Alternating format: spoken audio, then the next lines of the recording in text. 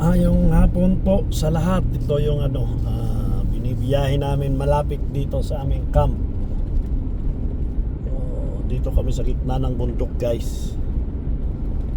At ang baliktad ngayon dahil ngayon hapon uminit sa umaga, guys, hanggang tanghali. Grabe, napakalamig. Yung puting mountain dyan sa makikita nyo yan.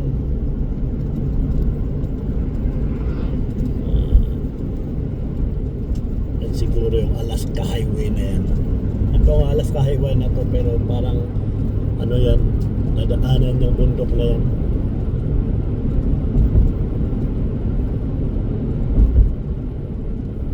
May part na hindi ko na videohan dati nung andan sa Kamisahan. Papunta kami ng Fort Nelson. Kitang-kita mo talaga yan. Kaso lang walang uwi kami ng papasok kami ng madaling araw. Uwi kami ng gabi na. Hindi nakuhanan. Sabi ko magbalik muna ako. Makapaaga akong uuwi. Kaso lang wala.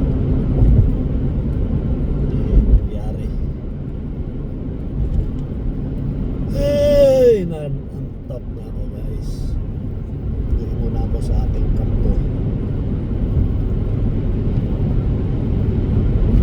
Yung camp namin dito, grabe, guys.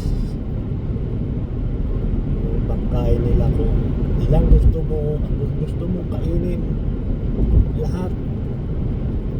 Napakarami, guys. Kaso lang yan yung mga pizza, hamburger, sandwich na yung palaman niya is ham na yung maalat. Mga drinks, ice cream, lahat yan, guys. At tinapay. Grabe. Kaya sinabihan ako ng foreman ko dahil first time ko to, iwasan mo kumain ng mapakarami dahil tatabaktan yan yung kilo. Kaya sabi niya magkilo tayo para pag uwi natin magkikilo tayo kung ilan ang natin. Ano na lang kahapon, beef at saka chicken at saka yung kinuha ko lang, pero yung kasama ko talaga ng tatlong plate. Pero kinain niya, guys. Bilis kumain, parang hindi na nilunguya. Sa itim na yan. Salad na lang ako, guys, pagka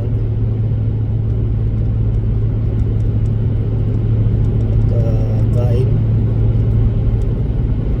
Yung karne na marinate ko dito is sa side ko na lang niluluto. Tuwa naman ng mga ganun na yan na dito ako, guys, liliko.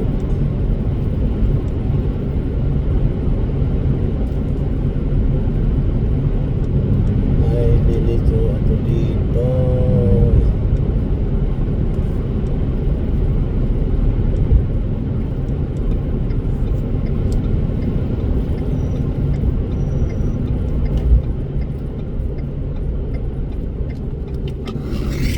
Project namin, guys, diretso pa yan, 3 oras from here. Kaya kami linipat dito dahil nga lang 30 minutes 40 minutes and dito hanggang doon sa site namin, guys. Sakit ng na to, araw, sakit sa mata. Pero naka-heater pa rin ako, guys. Ito yung camp namin, guys, na parang container siya. May container siya na kwarto. Kwarto, kaya divide na, naka-divide na siya. Ikutin natin to dahil di ko pa inikot, guys.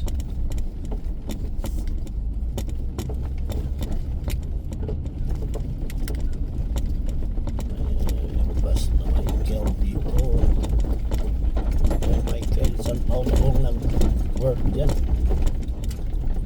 May malaki siguro silang project dito. Yan yung mga mountain dito guys. Na, ano. Ngayon natin videoin yan dahil ngayon tayo bakante.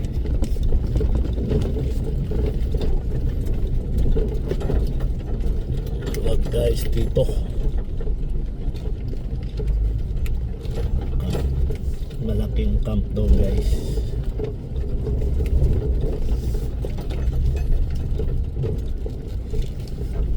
May mga night shift dito na no, mga welder din. Mga night shift. Yan yung camp namin yan guys na pahaba. Pero grabe guys. Ay, grabe. Grabe yung pagkain nila.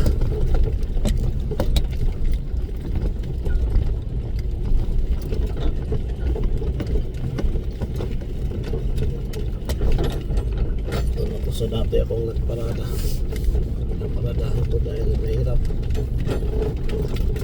Kailangan i-plug in ko yung aking welding machine. Pwede mag-park ako dito. Kaso lang wala akong ano. So ito napaka ano to guys, maluwag to. Pahaba dun. Ilang kwarto yung sa linya na yan. 30 38, 40. Ang kagandahan dito guys is libre yung pagkain na kung mailan o kung pipiliin mo ilan yung potaheng kakainin mo.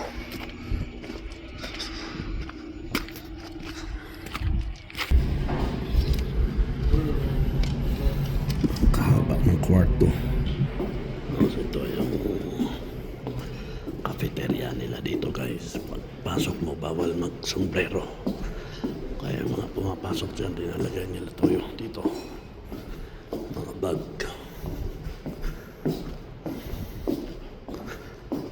Ang ganda to.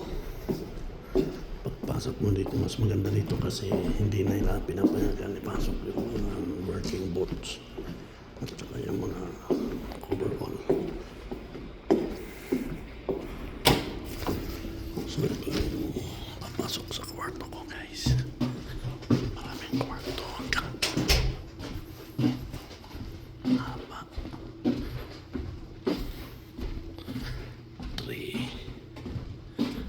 4 yan. 35 yan. So 40.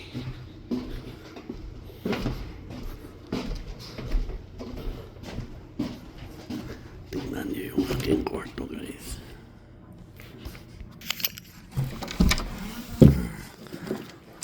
Cute yung kwarto ko guys. Cute. Isang bed.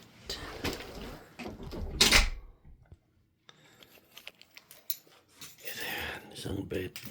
Washroom.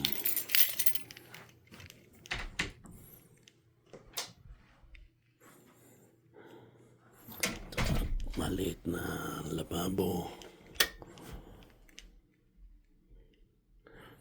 Yung lagayan ng mga damit. Pero yung mga pangtrabaho dyan lang sa box na to. Wala na.